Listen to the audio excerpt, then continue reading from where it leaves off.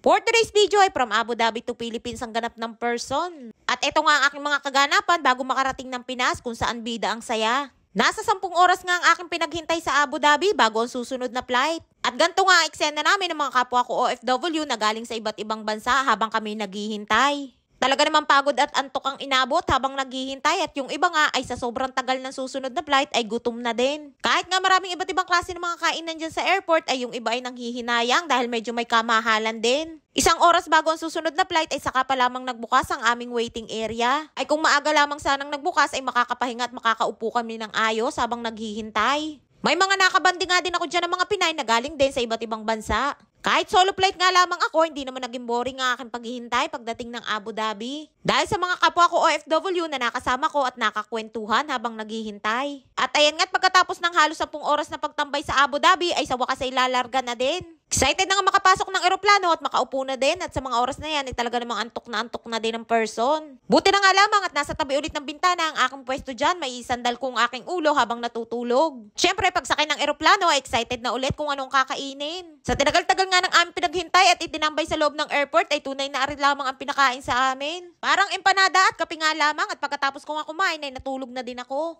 At nang magising nga ako't pagbukas ko ng bintana, abay liwanag na at umaga na pala. At dahil mahaba pa nga ang biyahe ng mga oras na yan, ay isinara ko ulit ang bintana at natulog ulit ako. At pagising ko nga dyan ay 3 oras na lamang ang hihintayin at sa wakas ay makakarating na ng Pinas. Nagalis na nga din ako ng sapatos na makapahinga ang paa ay tunay na masakit na nga din dahil sa kalalakad. Tulalay na nga din ang person dyan dahil gutom na din. At sa mga oras na yan ay iniisip ko nga din kung anong pamimilian. Sana naman ay masarap at nang masulit naman. At ayan nga't nakatapat na sa amin at ang pinili ko nga ay chicken. Chicken na may iba't ibang klase ng spices na may kasamang basmati rice. Mayroong ding dessert na mango mousse at mayroong vegetable salad na may parang halong pansit. Mayroon din kasama na tinapay at butter. At hinahanap ko nga kung nasaan yung chicken ay yung pala'y nasa ilalim ng kanin. At dahil hindi nga din ako sanay sa garneng pagkain ay hindi ko nga din maintindihan kung anong lasa na rin. Kahit gustong-gusto ko nga nakainin, hindi ko nga din naubos dahil sa sobrang dami ng spices na nakalagay. Bago nga kami bumaba, ay binigyan kami ng papel na yan na para sa e-travel. Pinilapan ko na nga din kahit nag-fill up na ako online ng e-travel. At pagdating naman ng airport ay hindi na hiningi at hindi na din naman kinailangan. Sa mga oras na yan nga ay nasa Pilipinas na kami at konting kembot na lamang ay lalapag na ang eroplano. At habang nga kami nasa itaas pa ay tanaw na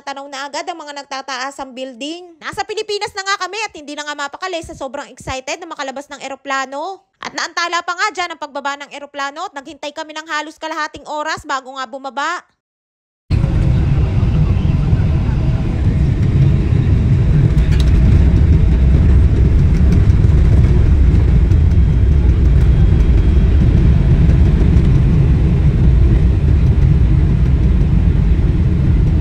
Ayan nga't pagkatapos ng sobrang napakahabang biyahe, sa wakas ay nakapaglanding na nga din ang eroplano. Tunay na nasa Pilipinas na nga kami.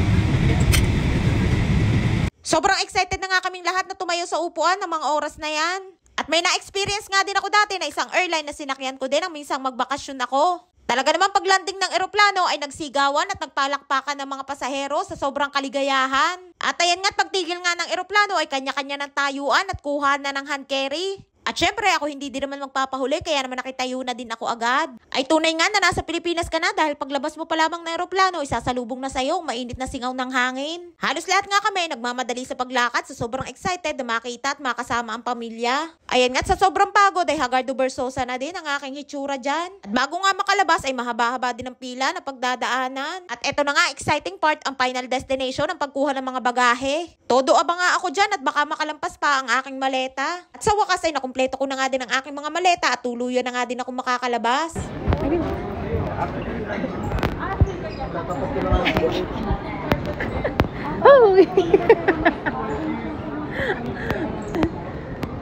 At ayan nga't nakita ko na agad ang aking sundot. Ang aking ngang kuya ay tulala pa at hindi agad ako napansin.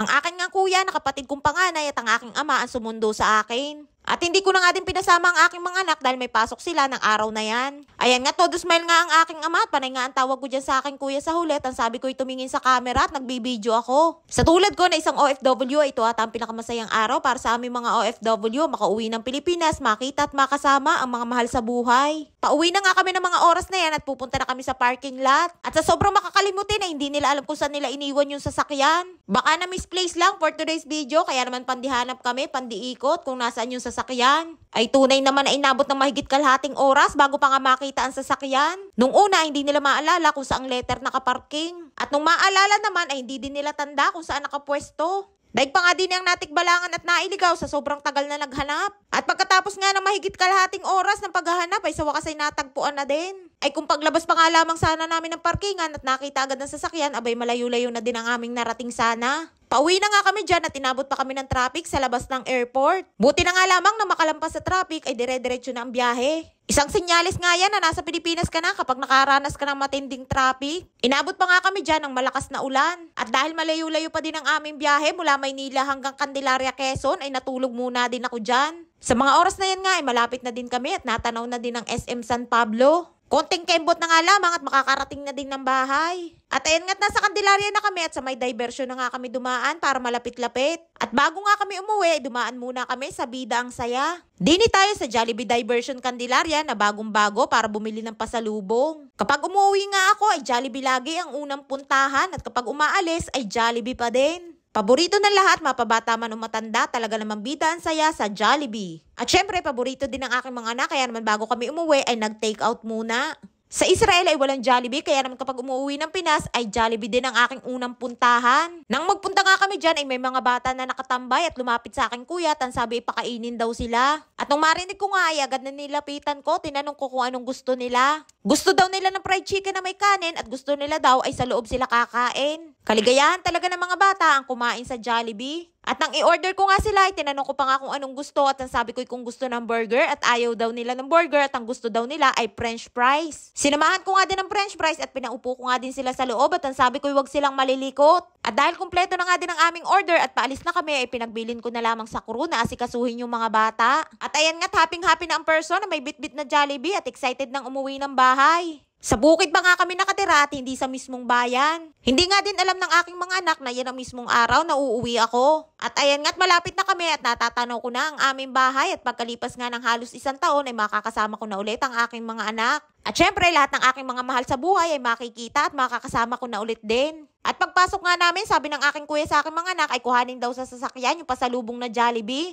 Nang buksan nga ay ako ang bumungad kaya naman ligayang-ligay ang aking mga anak nang makita ako.